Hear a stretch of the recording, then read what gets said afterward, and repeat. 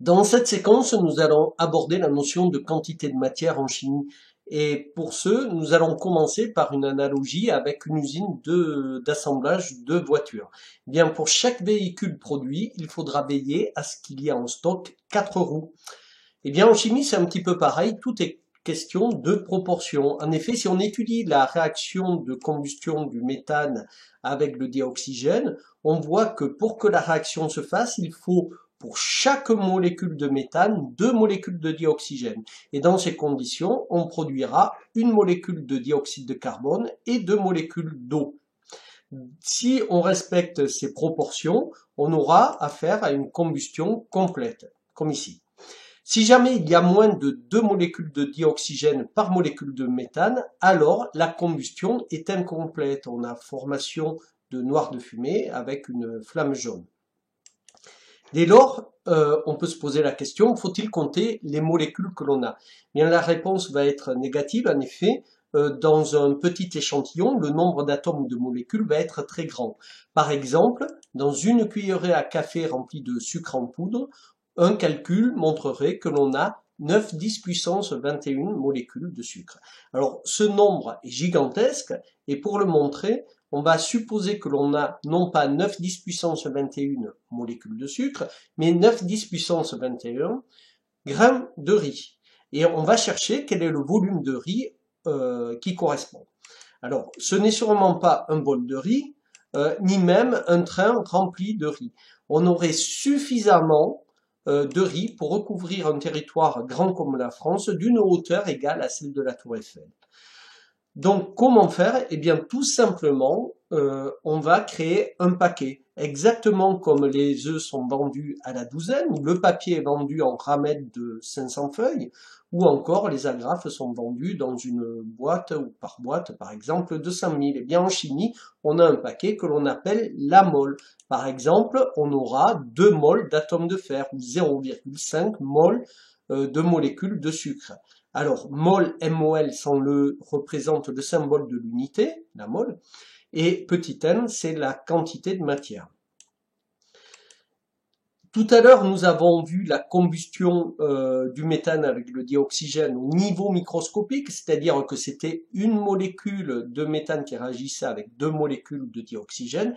Bien, cette fois-ci, on peut changer d'échelle et dire que c'est une mole de molécules de méthane, c'est-à-dire un paquet de molécules de méthane qui va réagir avec 2 moles de molécules de dioxygène.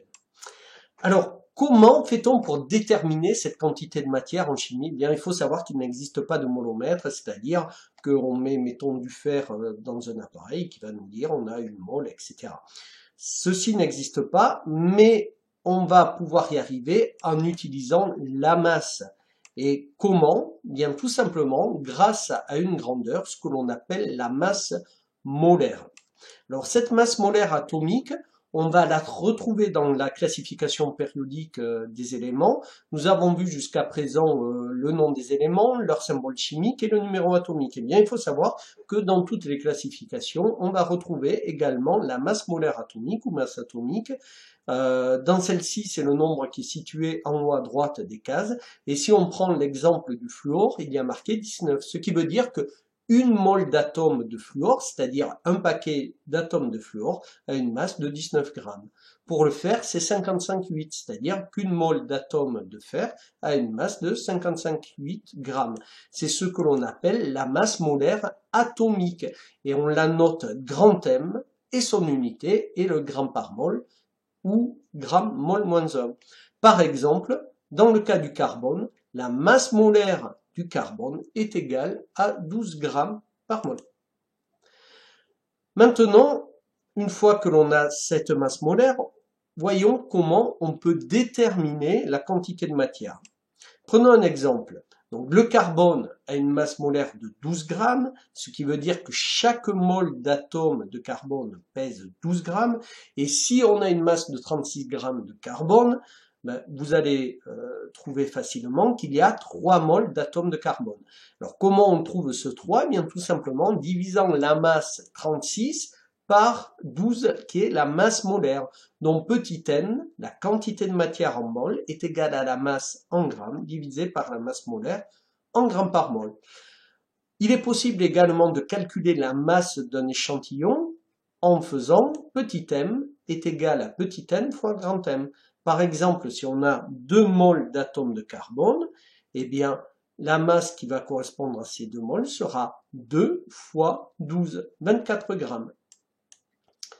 Dans le cas des molécules, on ne va pas trouver les masses molaires moléculaires dans la classification. On va trouver uniquement celle des atomes. Donc, on va se servir du fait que la masse molaire d'une molécule est égale à la somme des masses molaires des atomes qui forment la molécule. Dans l'exemple du méthane, CH4, c'est une molécule constituée d'un atome de carbone et de 4 atomes d'hydrogène. Bien, la masse molaire de cette molécule sera égale à la masse molaire du carbone 12 plus 4 fois la masse molaire de l'hydrogène qui est de 1. Donc ça fait 12 plus 4 fois 1 est égal à 16 grammes par mol.